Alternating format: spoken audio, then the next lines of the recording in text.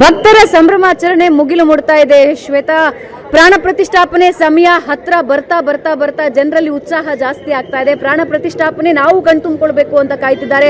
ನನ್ನ ಎಡಭಾಗಕ್ಕೆ ನೀವು ನೋಡೋದಾದ್ರೆ ಎಂಟ್ರೆನ್ಸ್ ನೋಡ್ತಾ ಇದ್ದೀರಾ. ಈಗ ಟೈಟ್ ಸೆಕ್ಯೂರಿಟಿ ಮಾಡಿದ್ದಾರೆ. ಮೀಡಿಯಾದಿಂದ ಹಿಡಿದು ಯಾರಿಗೂ ಅಲ್ಲಿ ಪ್ರವೇಶ ನಿರಾಕರಿಸಿದ್ದಾರೆ. ಪಾಸ್ ಇದ್ರೆ ಮಾತ್ರ ವಾಲಂಟಿಯರ್ಸ್ಗೆ ಹಾಗೂ ಗೆಸ್ಟ್ಗಳಿಗೆ ಮಾತ್ರ ಅವಕಾಶ ಇರುತ್ತೆ. ಇದಾದ ನಂತರ ಇಲ್ಲಿರೋ ಜನರನ್ನ ಕೂಡ ಇಲ್ಲಿಂದ ವೆಕೇಟ್ ಮಾಡ್ತಾರೆ. ಆದ್ರೆ ಎಲ್ಲಿವರೆಗೆ ಆಗುತ್ತೋ ಅಲ್ಲಿವರೆಗೆ ನಾವೆಲ್ಲರೂ ಇಲ್ಲೇ ಇರ್ತೀವಿ ಅಂತ ಕೂಡ ಜನ ಹೇಳ್ತಿದ್ದಾರೆ. ಇಲ್ಲಿ ಬಹಳಷ್ಟು ಜನ ನಮ್ಮ ಜೊತೆ ಇದ್ದಾರೆ, ಅವ್ರನ್ನ ಮಾತಾಡ್ಸೋಣ. ನೀವು ಕರ್ನಾಟಕದವ್ರಲ್ವಾ? ಏನ್ ನಿಮ್ಮ ಹೆಸರು? ಪ್ರಶಾಂತ್. ಪ್ರಶಾಂತ್, ಹೆಂಗ ಅನಿಸ್ತಾ ಇದೆ? ಅಯೋಧ್ಯ ಪೂರ್ತಿ ಜೈ ಶ್ರೀರಾಮ್ ಅಂತ ಇದೆ. ಸ್ವರ್ಗನ ಇಲ್ಲಿದೆ ಅನಿಸ್ತದೆ ಮೇಡಮ್. ಸ್ವರ್ಗನಲ್ಲಿದೆ, ಸ್ವರ್ಗನ ನೋಡ್ತಾ ಇದ್ದೇವೆ ಅನಿಸ್ತಾ ಇದೆ ಮೇಡಮ್. ನಿಮ್ಗೇನ್ ಅನಿಸ್ತಾ ಇದೆ? ಎಲ್ಲಿಂದ ನೀವು? ನಿಮ್ಮ ಹೆಸರೇನು? ನಮ್ಮ ಹೆಸರು ನಿಂಗರಾಜ್ ಮೇಡಮ್. ಯಾವಾಗ ಬಂದ್ರಿ ಇಲ್ಲಿಗೆ?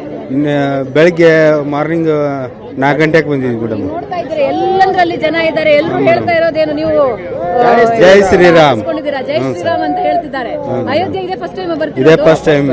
ಈ ಹಿಂದೆ ಬಂದಿರ್ಲಿಲ್ಲ? ಬಂದಿಲ್ಲ ಮೇಡಮ್. ಟೆಂಟ್ ನಲ್ಲಿ ಇದ್ದಿದ್ದ ರಾಮಲಲ್ಲ, ಈಗ ದೊಡ್ಡ ಮಂದಿರದಲ್ಲಿ ಪ್ರಾಣ ಪ್ರತಿಷ್ಠಾಪನೆ ಆಗತ್ತೆ. ಹೆಂಗ ಅನಿಸ್ತಿದೆ?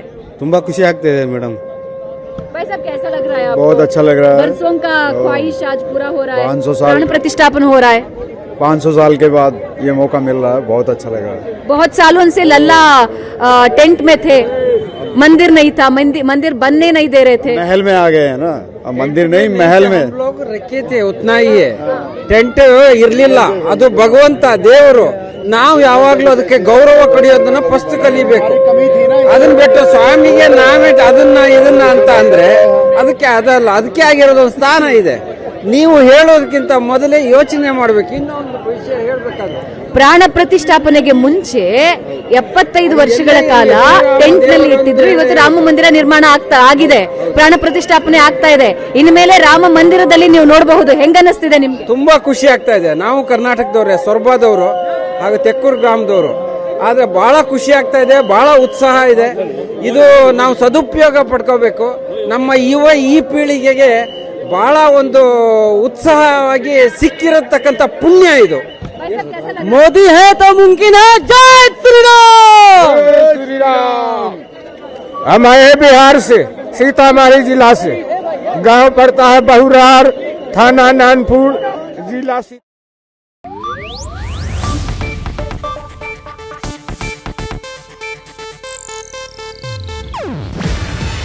ಇದು ಏಷ್ಯಾನೆಟ್ ನ್ಯೂಸ್ ನೆಟ್ವರ್ಕ್ ಪ್ರಸ್ತುತಿ. ನೀವು ನೋಡ್ತಿದ್ದೀರಾ ಏಷ್ಯಾನೆಟ್ ಸುವರ್ಣ ನ್ಯೂಸ್.